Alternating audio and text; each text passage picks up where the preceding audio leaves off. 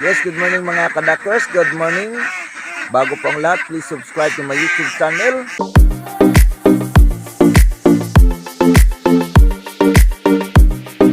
Dr. Titray. Pakihit naman ang notification bell upang updated kayo sa mga video ko pang may upload. Sa nagko-comment po sa akin kung pwede bang ipagala ang mga alagang itik kahit maulan.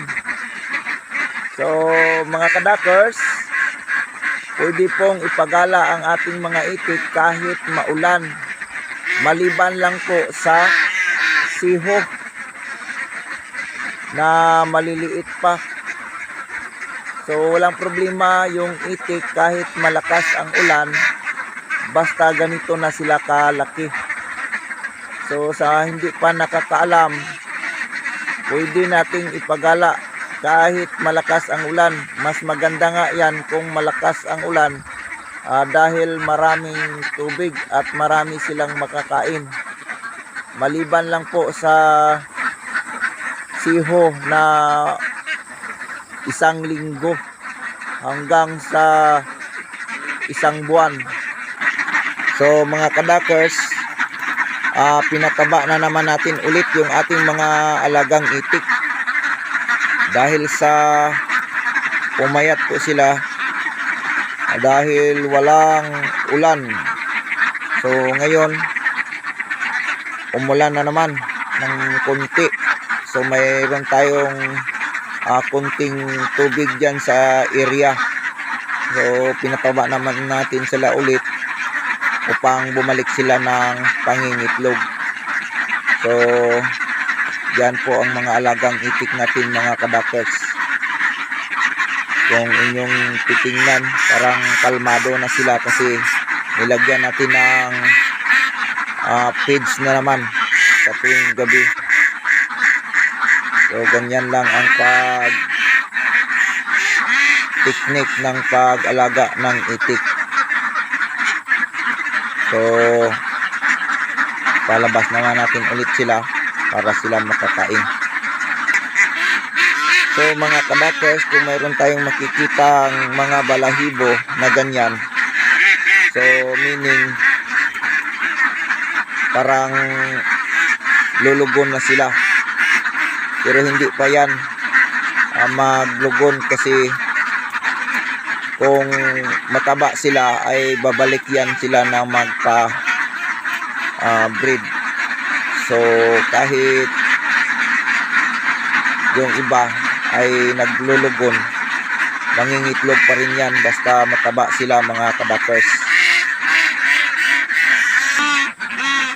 So ganito talaga ang pag-alaga ng itik kapag walang tubig.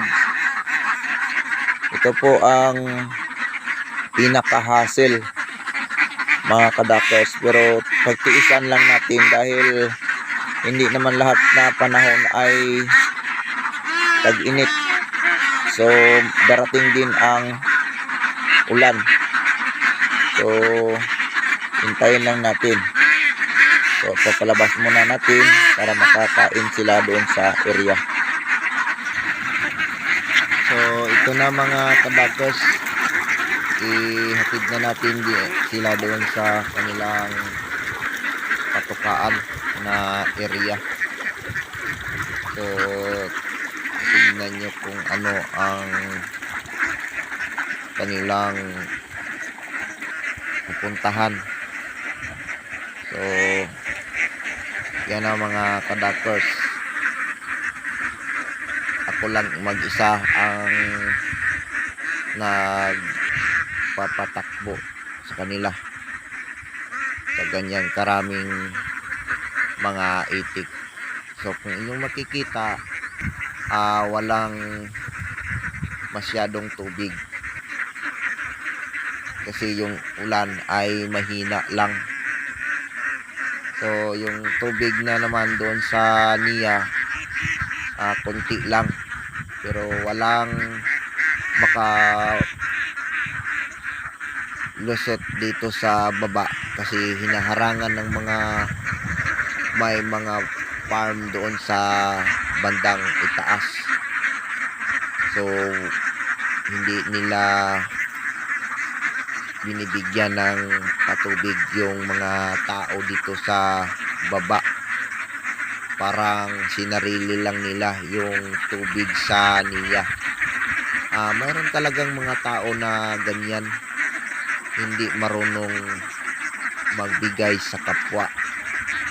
Sana yung tubig ng niya para man yan sa lahat. Kaya lang may mga tao talagang sadyang mga swapang, hindi marunong makikihati sa iba. So ganyan, kahit mainit mga kadakers, malakas naman ang tubig. Kaya lang hinaharang doon sa bandang itaas. Kaya walang makarating dito sa akin sa baba. Tinitiis ko na lang ang ganyang klasing pag-ugali ng tao mga kadakers dahil hindi tayo gustong makakita ng atraso. So ito na mga kadakers, dumating na sila dito sa paglagyan natin sa kanila. Yung makikita ninyo na naghilo dyan, yung palay na yan na yung sagibo na hinog na. So mayroong mga tubig dyan sa mga gilid-gilid, sa mga dinaanan ng harvester. So yan na po ang mga alagang itik natin. So shout out sa lahat ng mga subscribers at mga viewers ko po. Thank you very much sa inyong lahat. At hanggang dito lang muna mga kadakers. Thank you very much. See you next vlog.